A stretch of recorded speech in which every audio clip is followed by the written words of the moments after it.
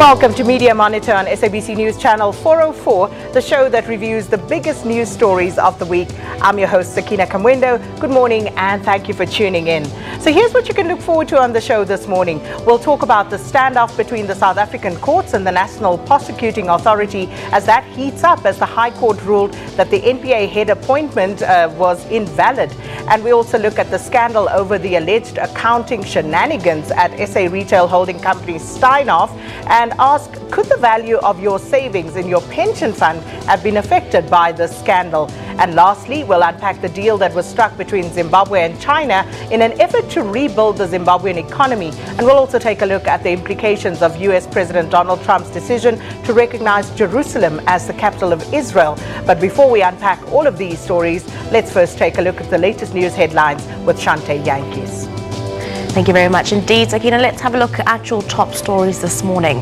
Well, the top ANC leaders, amongst other things, have paid tribute to the life of anti-apartheid stalwart Lalu Chiba. The veteran stalwart died after a long illness. Former President Kgalema Motlanthe praised Chiba for his contribution to a free and democratic South Africa. Chiba was described as a brave and selfless freedom fighter who played a role in the liberation movement. The former Robben Island prisoner Chiba passed away on Friday at the age of 87. ANC Deputy President Cyril Ramaphosa has called for divine intervention in the way the party's National Elective Conference will be run in Johannesburg next week. He was speaking at the Shembe Nazareth Baptist Church in Tubatuba, north of KZN.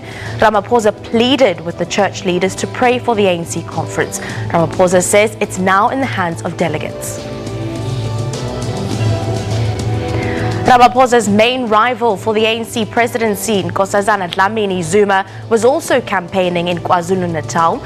She told a party rally in Clermont outside Durban that unity in the tripartite alliance is sacrosanct.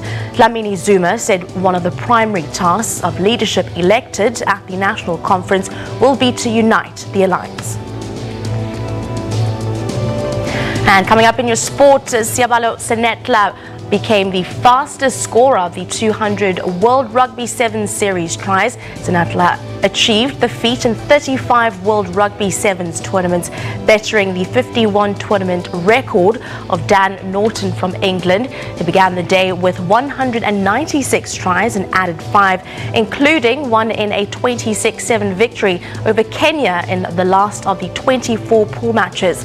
The Blitzboks face Fiji next. Indeed, that's a wrap up for now. Do stay tuned for more Media Monitor coming up with Sakina after the break.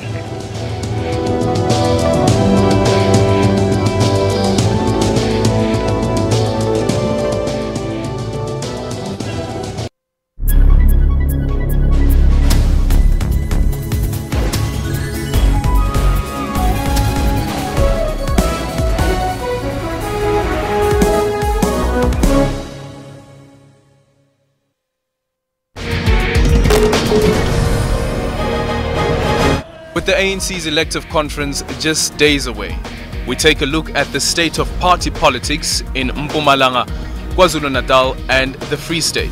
Will Mpumalanga be the kingmakers they claim to be? Can we expect the newly elected leader to end political killings in KZN? Join me, Aldrin St-Pierre, on this special assignment, Monday, 9 o'clock in the evening, Channel 404. A lot of us rely on tech to survive, and Africa is already a mobile-first continent. We built mobile technology that connects motorcycle taxis to commuters and businesses in real time. My phone was the most important thing. Africans are using technology to innovate. On Network, we have African technology and social media news. Even robots have heard about us. Hello, watch Network on SABC. For African technology and social media news, join Ms. Phumelele Zondi on Network every Sunday at 9 p.m. Rights and Recourse tackles constitutional issues. When South Africa became a constitutional democracy, we had a fairly sound legal system in place requiring the Constitution to guide the direction in which it must go and the way in which it must be refashioned. The Justice Ministry, the custodian of human rights. We actually have a plan to come up with a comprehensive review of our human rights instrument. Advocate dealing with evidence. Sometimes you have to use a crook to catch a crook. So we expected that their credibility would really be taken to task. You try and consult your witnesses and prepare them as best as you can. Hashtag Rights with Dumila Mates on legal issues every Sunday at 2 o'clock Central African Time.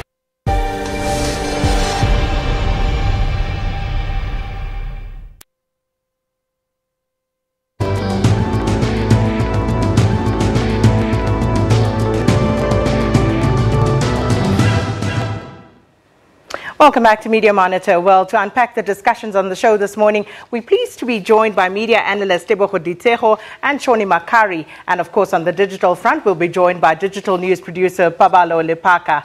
Ladies and gentlemen, good morning. And of course, I'll get to you shortly. But before we get to that, let's take a look at what's making headlines in the newspapers this morning. The Sunday Times this morning, they're running with the headline about a political spin doctor, Carl Niehaus. Now, the article says that Niehaus killed off his mother in an elaborate hoax to wriggle out of paying a 4.3 million rand debt. The City Press, they leading with Deputy President Cyril Ramaphosa, rejecting President Jacob Zuma's deal. Ramaphosa shot down Zuma's proposal that the losing candidate in the ANC presidential race should by default become the deputy president for the purpose of forging party unity. The Sunday Independent this morning, they running with the story about journalist and author Jacques Poe. Now, Poe says that he never had the intention to write the controversial book, The President's Keepers, until he was approached with tons of information by an influential group led by former Finance Minister Pravin Gordhan, which is pushing for Deputy President Cyril Ramaphosa to succeed President Jacob Zuma as the next ANC leader. The Sunday Tribune, they leading with the presidential race with 6 days to go before the ANC elective conference. The presidential frontrunners, Cyril Ramaphosa and Dr. Nkosazana Dlamini Zuma, engaged in last-minute contest in KZN, the party's biggest province this weekend. Analysts say that there's no easy winner at the ANC summit. And the Weekend Argus, they leading with the story about a land battle in Stellenbosch where wealthy families stand accused of encroaching on public land, parts of which are a national monument. Now, the EFF have asked the Western Cape Director of Public Prosecutions, Advocate Rodney de Kock, to launch an investigation into the alleged encroachment. So those are some of the stories making headlines in the newspapers this morning. But now let's shift focus and look at what stories were trending on social media this past week with Pabalo. So good morning, and which were the big hashtags this week? Good morning, Sakina. So the first big hashtag for this week was the Steinhoff scandal, which was downgraded to junk status. It lost around 282 billion rand in value. And the concern here is that government pensions are set to be hit hard by these accounting irregularities. So there was a Twitter frenzy over the actual phrase accounting irregularities, with Sammy saying, so in government it is fraud and corruption, in private sector it is called accounting irregularities. What is wrong here? Hashtag Steinhoff. And then we have another comment coming through from Neo Koza saying, Steinhoff has a bomb BR team. That is why the words accounting irregularity are flying around. And then we have another tweet coming through from @Unlocked saying, Dear @SaveSA, I'm still waiting for the day of action. When are we marching, taking to the streets to put pressure on hashtag Steinhoff, just as we did during hashtag Zuma must fall? Then we have another comment coming through from Zamani saying, hashtag Steinhoff was an engineered scam. They must be charged and prosecuted for economic terrorism. And of course, Brian Molefe is there to save the day when you are in the middle of an inquiry, but hashtag Steinhoff needs a CEO. You know, this is where they say South Africans do not deserve the internet. But just looking at what happened at Steinhoff, again, this was not an event. It didn't just happen overnight. It wasn't an event. It didn't happen overnight. You're correct. And I think that the outrage on social media was not enough. I don't think South Africans are outraged enough. I also don't think that the journalists who are reporting on this are doing a fantastic job, because I think that this should have been a front page story for longer. There are so many different angles to this. For an example, all South Africans have a share in Steinhoff. The Public Investment Corporation owns 10% of available shares, which is 28 billion rands. And now they're only left with 2 billion rands. So this is one of the biggest scandals to hit corporate South Africa since 1994. We'll come back to that story and talk about it in greater detail. What's the other hashtag that's been big this week? The other hashtag is hashtag Life Esidimeni, where Dr. Bani Selebano was apologizing to the families of the deceased. I think a lot of people on social media were saying, well, he didn't want to appear in the first place, and now all of a sudden he's crying, he's saying that he apologizes to the families. But then others were actually very thankful for the fact that he's taking responsibility and apologizing to the families, which is something that no one has done before. So we have some tweets coming through from Becky Temba saying, great respect to hashtag Dr. Selebano for taking responsibility yesterday, humbled himself before the affected families and asked for forgiveness. It has been so angering and frustrating to watch the defiant arrogance of officials like hashtag Manamela. It took him a while to get there, though. Yes, it did. Needed to be prodded to that point. But nonetheless, it was done. Yeah. Well, if it's done grudgingly, is it still, you know, a valid apology? I'm not sure, but it all depends on the families. They are the ones who need to accept it. And then we have another comment coming through from Robert saying, God bless him for his apology, and may the families find it within them to forgive him, heal, and move on. Hashtag Seleban.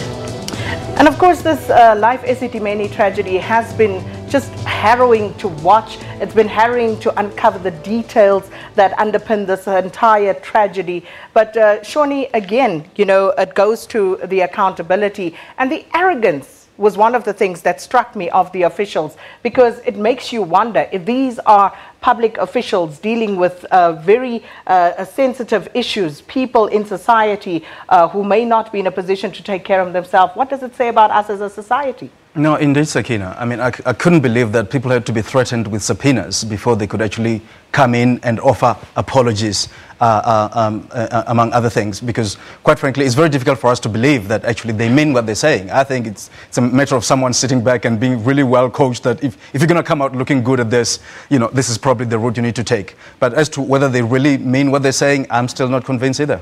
Yeah, and looking at that, you know, if you look at the Ombudsman's report, and people were saying they were scared to work under some of these people to say anything, and watching them in action, one can actually understand why their subordinates were perhaps scared. Moving on to the next major hashtag, Sakina, it was the North Gauteng High Court ruling. So this is just like a summary of what happened.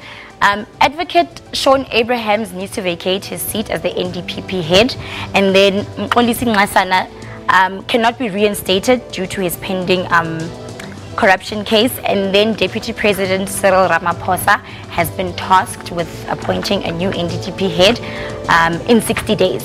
So we had a lot of mixed reactions also on social media with this.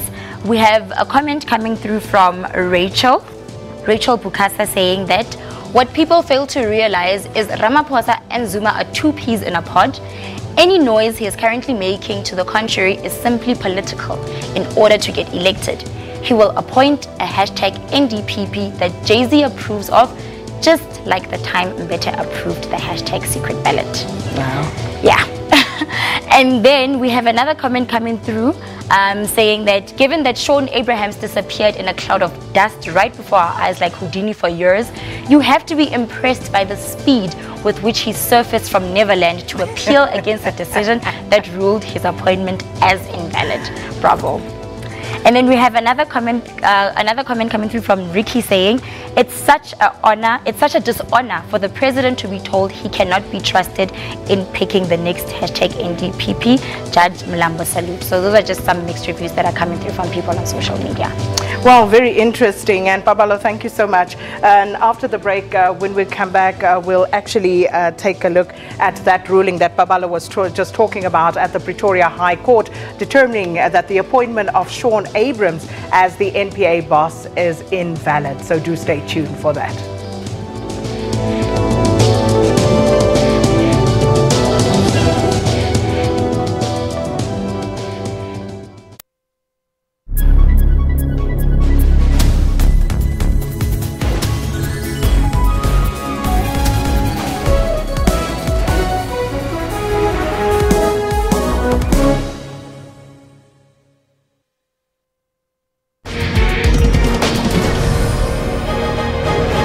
With the ANC's elective conference just days away, we take a look at the state of party politics in Mpumalanga, KwaZulu-Natal and the Free State.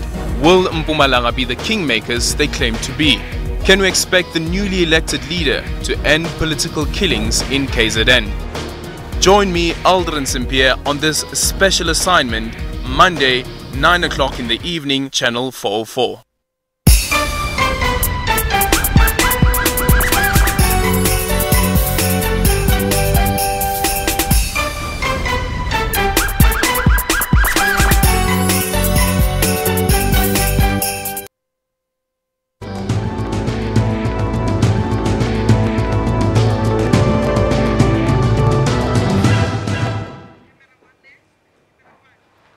Well, welcome back to Media Monitor. The Pretoria High Court ruled on Friday that President Jacob Zuma was conflicted in appointing a prosecution's chief. Now, Zuma and the National Prosecuting Authority, however, plan to appeal the court's decision. He says that he believes that there are several grounds on which to lodge a successful appeal. The court, however, asked current NPA chief Shaun Abrahams to vacate the position and for Deputy President Cyril Ramaphosa to appoint a new NPA head within 60 days. But this cannot take place until the president's appeal has been heard. So, gentlemen, of course, this is a very big story. And coming on the back of what happened with former public protector Thuli Madonsela's report, where also the president was basically asked not to be the one to appoint the commissioner that will oversee that particular inquiry. Here again, you have a situation where the president again asked not to be the person who actually appoints, the judge who will be sitting here in judgment of this particular matter. But the Constitution actually affords him, as president of the Republic of South Africa, those powers. So what gives? Well, as much as the Constitution says so on paper, but there's an issue of rationality here. And I think the court was looking at the rationality of the issue. You cannot be judge and jury at the same time. And if he's allowed, for instance, even with Thuli Madonsela's situation, to go out there and appoint a commission of inquiry, looking at his own, conduct or implied conduct, defeats the purpose. And the same situation here. He's facing 700 and how many cases? Charges.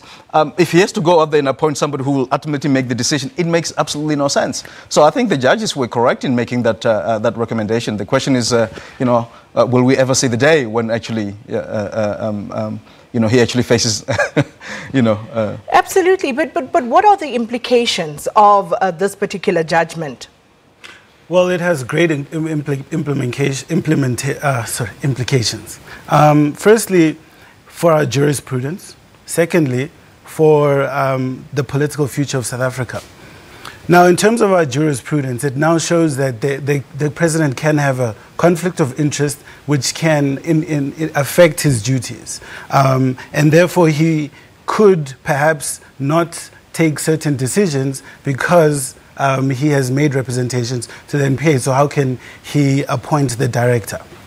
Secondly, from a political standpoint, I think the implications are far and beyond. And I'll say this because now the deputy president position has become much more powerful as long as the current president is president. We don't know what happens if the ANC decides to change the president. Does that mean that the new president would be able to appoint the director of public prosecutions? And so we don't know. Moving forward, I think it's all a time issue. This judgment comes just before the ANC conference. But does that judgment have any, with the ANC's elective conference outcome, have any bearing on the judgment, though, going to the question that you've just posed? Because it is very clear the deputy president would be the deputy president of the country, I would assume, and one would think that coming out of that conference, Cyril Ramaphosa would probably still be the deputy president of the country. No. Probably. No. Not for long.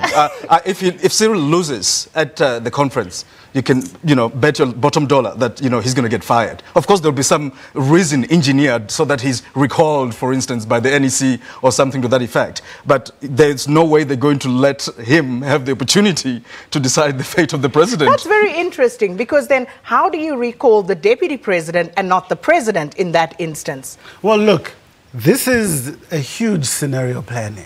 I mean, we don't know who's going to win the ANC conference, number one, because that's going to influence whether or not the deputy president at the time is going to appoint the director of public prosecutions.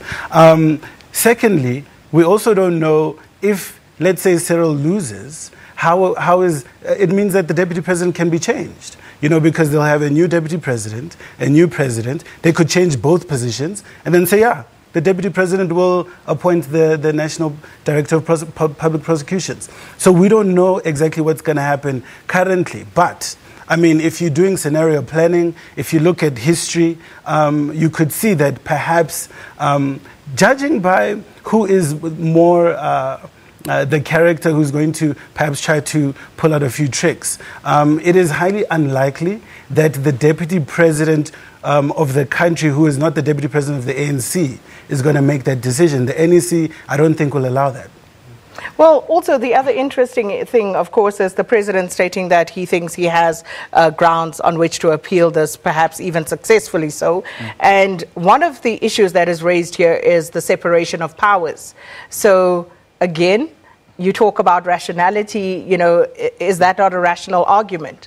No, it is a rational argument, but, many times, I mean, the judiciary has on several occasions tried very hard to stay away from interfering in playing in anybody else's sandbox, be it the executive or, in fact, the legislature. But because of lack of leadership, because of poor judgment, because of poor decisions, the judiciary is now being left to have to make those decisions, which actually should stay in like 3 separate boxes. But, we're not seeing the leadership that is required in order to avoid that. I think throughout the Zuma presidency, we've just been plunged. He's the one who's actually bringing this issue of, separation of powers being in a situation where it now has to be not questioned, but put other arms of the state in a position where they're having to make decisions on behalf of other branches of the state, as it were. And speaking of that, yesterday in the final push for votes at the Congress, both Cyril Ramaphosa and Nkosazana Dlamini Zuma were in KZN. But Tabile Dlamini, at the gathering where Nkosazana Dlamini Zuma was at, actually spoke of the judiciary being part of a clique. I mean, she went as far as to say that the judiciary drafted this particular judgment with input from others. I mean, that's the language that was actually used. So what do you make of that? Well, that's a conspiracy theory. Where's the evidence? We must deal with evidence. If there's no evidence to back that claim, you don't have tapes where people are doing secret deals. But I think we shouldn't be debating with conspiracy theories. But doesn't it speak to an attitude, which then does become important? Because if this is the attitude of a certain faction within the ANC, it does then become material if they were to emerge victorious at the Congress. No, absolutely. It's actually very dangerous when people actually start to suggest that so it might, are they suggesting that should they win or should their faction win, are we going to see a paging of the judiciary because they're not supporting, the narrative that they're pushing? I mean, Bladen Zimanda said something very interesting not so long ago where he was saying that, comrades, when they start to see that they're losing grip or they're losing power, they start attacking all different groupings in society, and before you know it, they actually unleash the forces against their own citizens. So I will be very worried that if they're prepared to go after the judiciary, who's safe?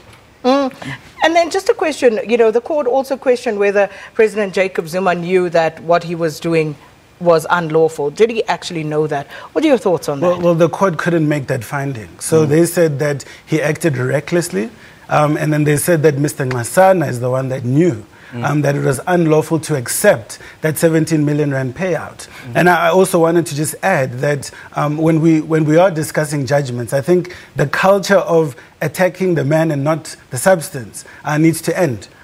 We need to discuss the judgment. If the judgment was irrational, then we discuss that. But to discuss conspiracy theories around that, as my colleague has said, it's very dangerous. But also, Ngasana, accepting that golden handshake, which is now again, you know, in great peril, seemingly will have to be given back. Let's talk about his part in this as well, and also the fact that he suggests that the president came to him, you know, and therefore he was almost approached to accept this golden handshake, which the president's version of events, of course, differs on. Well, I think we've almost, there's a culture that has been established now, especially with regards to getting rid of undesirable senior public servants. And I guess it just thought, well, there will be no consequence here. You know, it's been done many times. If someone is, you know, the leadership doesn't want him, they throw a purse at him and let him write his check, and then it's all over, and then they move on. And I think we're coming from that culture, which is obviously very undesirable. And, well, I'm happy to see that something is being done about it. Well, we're going to park that one there for the time being. Clearly, of course, 60 days won't be too long before we have some form of direction after the ANC Elective Congress as well as to where this will be headed. But of course, after the break, when we come back, we will, of course, be looking at the Steinhoff scandal that may see you devalue the savings in your pension fund.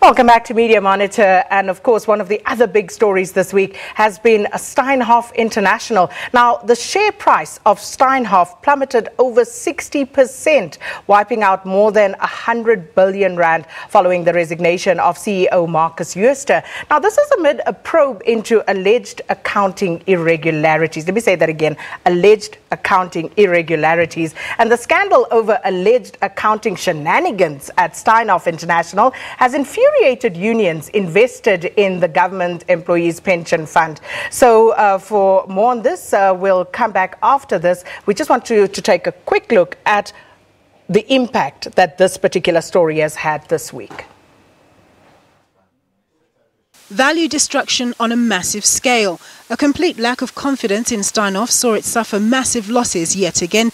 A share that was priced at over 55 rand a week ago is now just worth 10 rand. The PIC, which manages funds for the government employee pension fund, has lost over 12 billion rand in value in the past week. But those about to claim their pensions shouldn't be too concerned. It takes a long time for these shares to go up and for these funds to really accumulate, for people's money to earn the returns that they need to earn to be able to retire happily.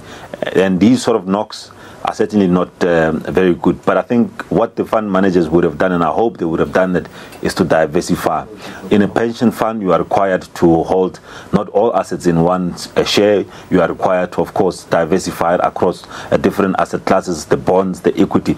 So I think the impact might be slightly smaller than what we're imagining, primarily because of those regulations of what you're required to, how much you're required to hold in terms of one share.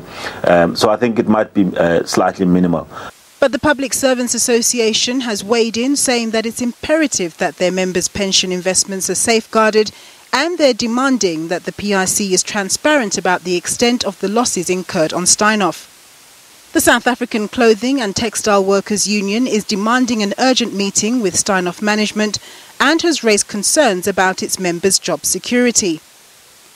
The Minister of Finance, Malusi Gigaba, released a statement raising his concerns at the goings-on at Steinhoff, adding that he supported the Financial Services Board's independent investigation into the company. The Black Business Council condemned the unethical and corrupt behaviour of Steinhoff's executive directors, adding that such conduct would negatively impact international investors' view of South Africa. Nompumelelo Siziba, SABC News, Johannesburg. And for this segment, we're joined by Business Day editor Tim Cohen. Thanks for coming through, Tim. Now, firstly, do you think that the media has covered the Steinhoff scandal adequately? Oh, yeah. It's been all over the newspapers. Since it happened on Wednesday, there's been enormous coverage of what's happened. I mean, I know that there was some criticism that it wasn't on the front cover of the Sunday Times today, but it's a huge, huge issue for us in the financial press. I mean, it's on a scale of Enron in America. It's that big. I mean, the company was the 16th biggest company on the Johannesburg Stock Exchange. So to see a decline like this is calamitous. It's a disaster. It certainly is. I mean, our insert there saying that the share price was at 10 Rand. We now know that it is at 6 Rand. Yes. So it's a bloodbath taking place there. Correct, yeah. I mean, it's really incredible. I mean, at its height, the share price was 95 Rand. This is, a company that recently listed in Frankfurt in 2015. So, it's a big international problem too. I mean, I must say, there was you mentioned that there was accounting shenanigans, but, the reason why we know all this is because, the accountants, Deloitte, refused to sign off on the accounts. That's where the problem really started. So, they get a little feather in their cap, for highlighting the problem. And when they wouldn't do that, the stock market, went into freefall. But there are so many questions that arise as a result of that. For example, Deloitte, and this brings into question again, as it did after the KPMG scandal involved in state capture. Why is it that it only comes to light now? Because statements are audited all the time. Yeah, no, that's true. I mean, there was a kind of a rumbling within the financial sector about whether or not the Steinhoff's accounts were correct. There was, for a long time now, we ran stories, periodically on a sort of low scale. I mean, I think it's clear that we should have been much more vigilant. The company, the problem is that the company was just exploding. The share price was going up like crazy. It was listing internationally. It was acquiring companies all over Europe. It seemed as though it was sort of on the right track. And now, the allegation against Steinhoff is essentially that they had these sort of surreptitious off-balance sheet structures that artificially boosted its income or made its income look higher than it was, and those took some time to uncover. I mean, I'm not saying that they shouldn't have happened before. Definitely should have. I mean, I think there's going to be a very big investigation, and this is going to carry on a long time. Why are we calling it accounting irregularities? Isn't it a fraud? It's fraud, and I do want to disagree with Tim in terms of how it was covered in the media. You look at the Nkandla scandal, of which it's about a quarter of a billion rands, and that has been on the front pages for so many years. But you look at this, it happened, it broke around Tuesday. Sunday already it's not on the front pages of the newspapers. And you look at the public, how the public has suffered as a result of this scandal. I mean, the PIC, as I read in the Business Day, had about 28 billion rands in Steinhoff. Now it's worth about 2 billion rands, according to the article that I read, and that's multiple times higher than Nkandla, but the reporting is totally different. And so I think that the lack of, I think there is a lack of public outrage generally, because we own about 10% of Steinhoff. Is the lack of public outrage not also attributable to the fact that the public perhaps doesn't quite understand, at its rudiment, what this actually means, Shawnee? Well, there might be an element of that, but just to go back to the issue of the reporting of this issue, my biggest issue is the fact that, as we said earlier, this didn't happen overnight. So here's a man busy acquiring companies that are barely making it or doing barely okay, and somehow overnight sort of turning them into these super performers. Where are the investigative journalists? Does that speak to the lack of proper analysis in our newsrooms, perhaps, where people, and I'm not accusing South African media alone, I'm talking globally. There's no way you can buy, it's multiple of companies that like he's done, Boyki as they is affectionately called, and all of a sudden turning them into like these super massive performers. Why wasn't somebody, red flagging all of that? How are you doing it? Are you, do market forces operate differently under your, in your company? To me, that's a concern. Yeah. No, I appreciate there's a concern about the level of the financial analysis in it, but really I do think if you've been looking carefully, there's a whole bunch of funds in South Africa that don't have Steinhoff in their portfolio at all. So there was some suspicion. Was it enough? No. And I agree with you that it was definitely, it's definitely a fraud. I think people should go to jail for this, if they get discovered, Because they've so made a lot allegations. Of money. And just to, one little defense of the media, it was a media, the media did expose it. The share price has now been going down for about the last 2 months. At its high point, it was 95, and there have been media reports which have pushed it down to the point at which it really collapsed.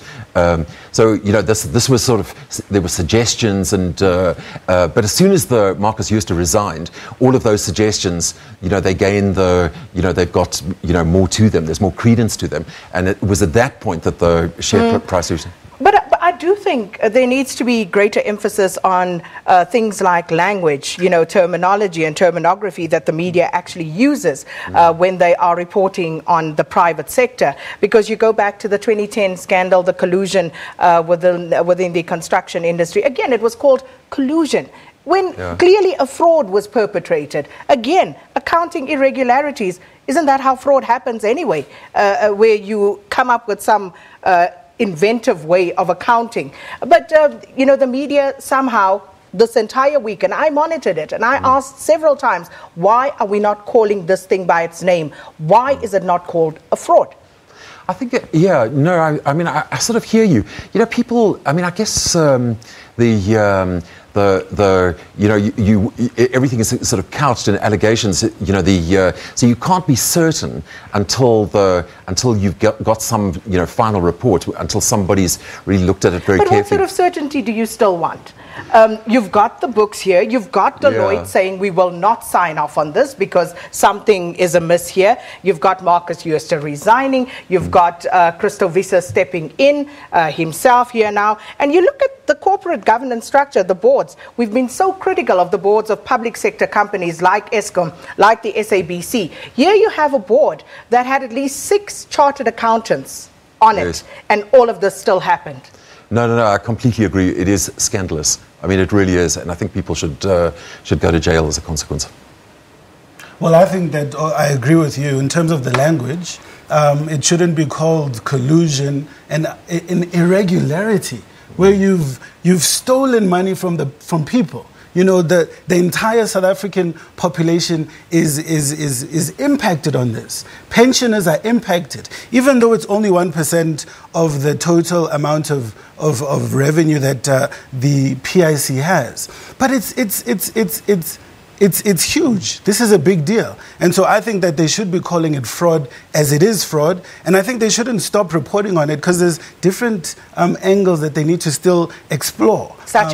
Such as, well, the first thing is, when are the charges going to be laid on the CEO? When is he going to be charged, for what he has done? Because he has gone as far as saying, yes, this is one of the worst mistakes that I've done in my life. Mistake? Yeah, he said he'd made some bad mistakes. Mistakes? Yeah, no, it's more than that. Yeah. It has to be more than that. You don't make a mistake over years. A mistake you make once off, I erred, and you correct it. You can't have a situation build up over a period of time and call it a mistake. Yeah, you know, some of these things are very complicated. It's an enormous company, right? So if a company is deliberately trying to, manufacture its income, it does take time to unwind. I mean, so I'm not trying to excuse it, please.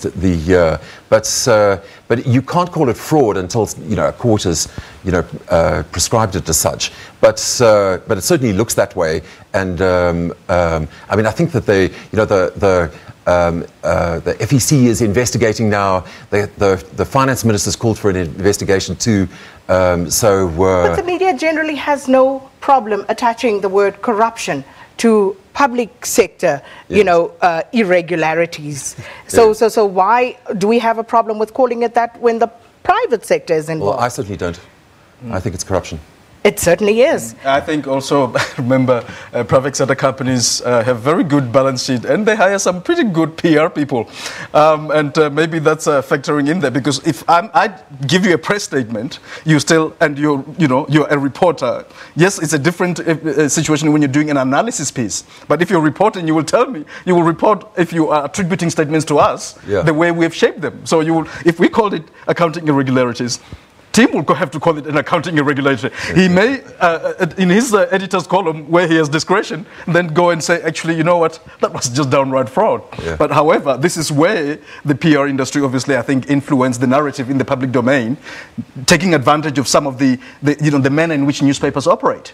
Not necessarily to say that newspapers are wholly influenced by the PR divisions of different companies. But if you're going to attribute a statement from a company, and we wrote it, you have to say it as it is. You can refute it later, but you certainly have to say it as we've said it. Yeah. Well, thankfully, there will be no accounting irregularities during this break. More Media Monitor after this.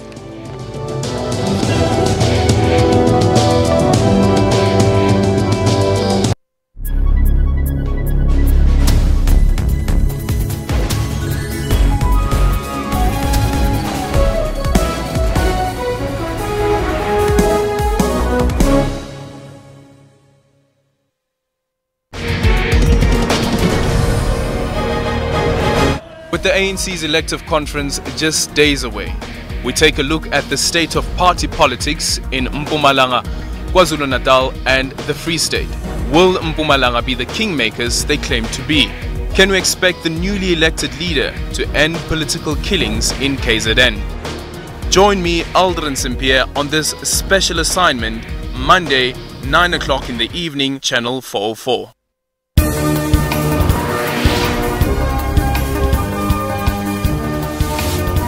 We're talking news, business and sporting updates both continentally and abroad. South Africa is in its first economic recession since 2009. Currency has appreciated quite a lot, especially for this year. And it has benefited from a number of things, not so much to do with what was happening here at home. The Islamic State-linked news agency Amaq claims the latest attack was launched because of Australia's backing in the US fight against the group. Constad is one of the dozens of women who have accused Cosby of sexual assault, but hers is the only case recent enough to be subjected to criminal prosecution. Stay tuned to News Today at 3 p.m. from Monday to Friday on SABC News.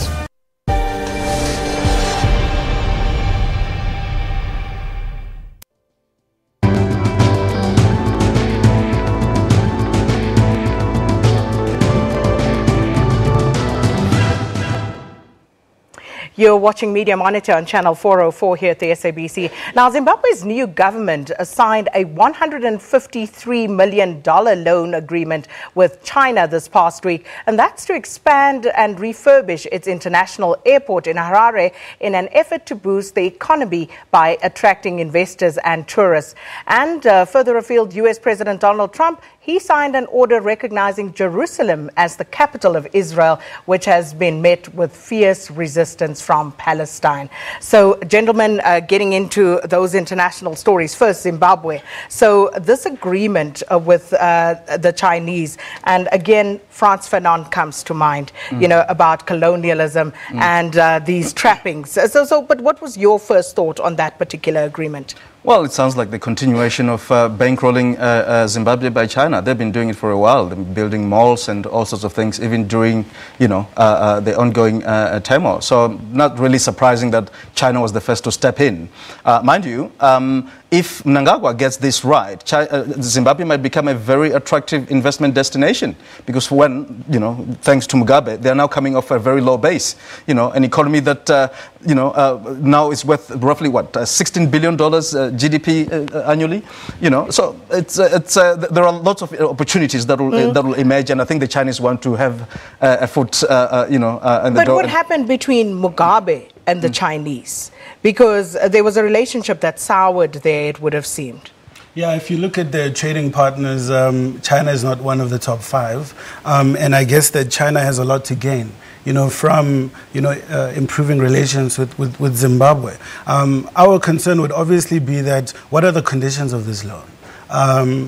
You know that when the Chinese go into your country, they're not going in just for you. They're going in to improve the lives of the Chinese. That is why if they bankroll one of your tenders, it's going to be a Chinese company that will work on it.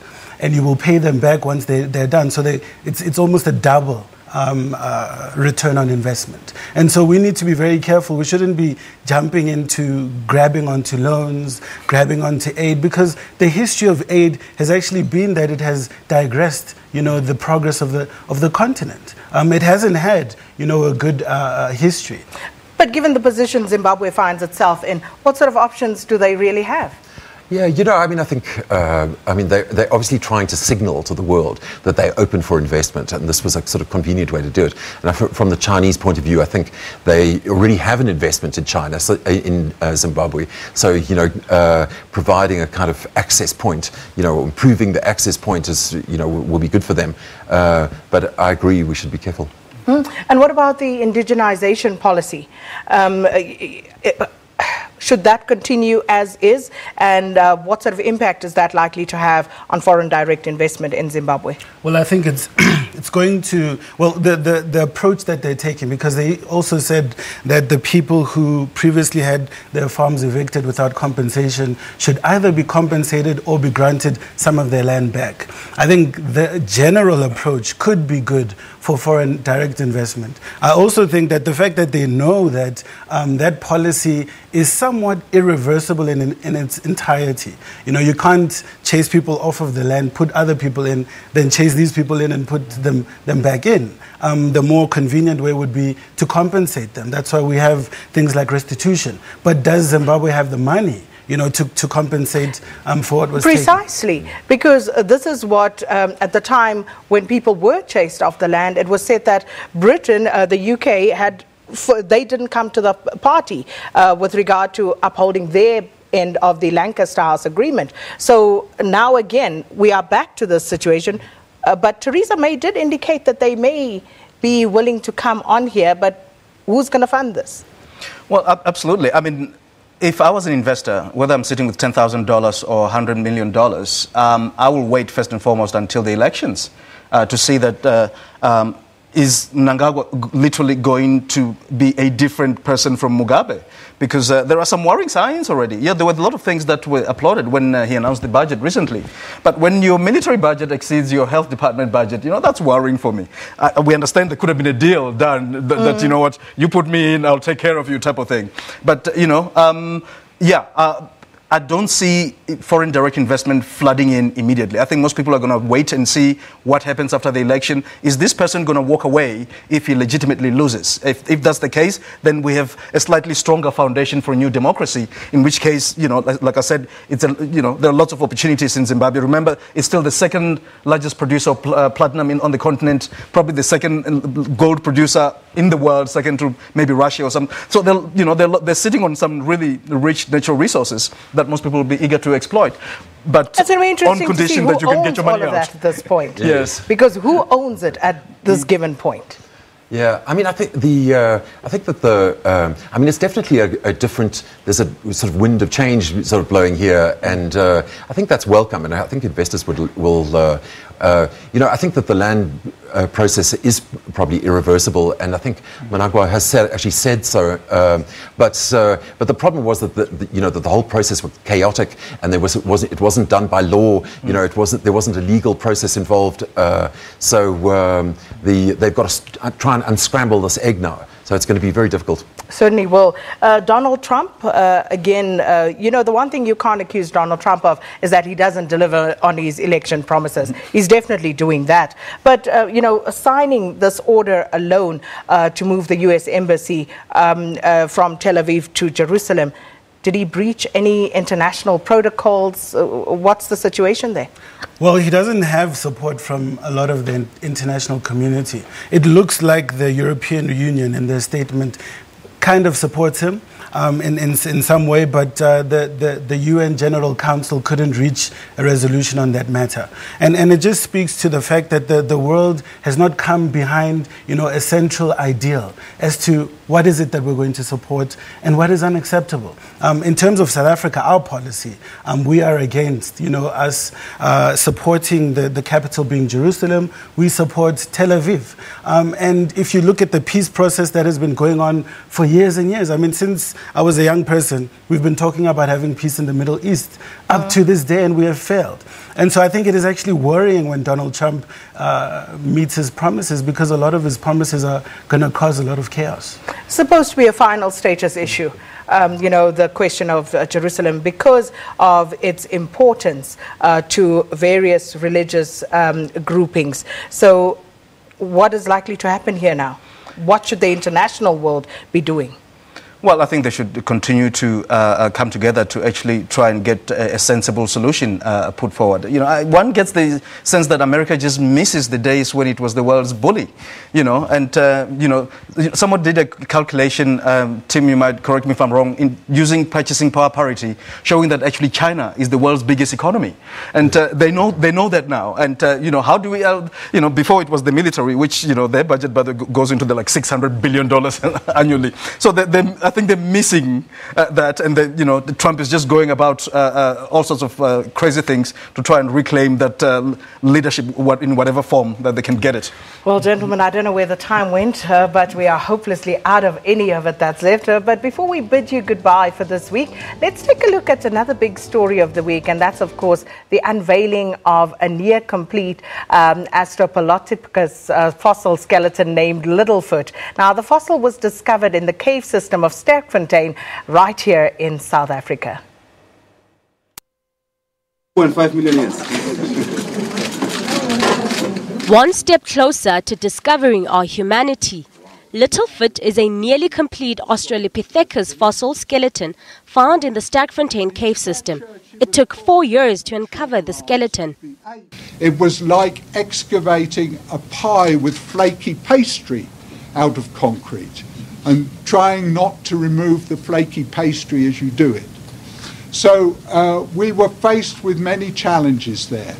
Littlefoot is the most complete skeleton of a human ancestor older than 1.5 million years, once again cementing South Africa's dominance in the archaeological field. Why does money go into this kind of venture?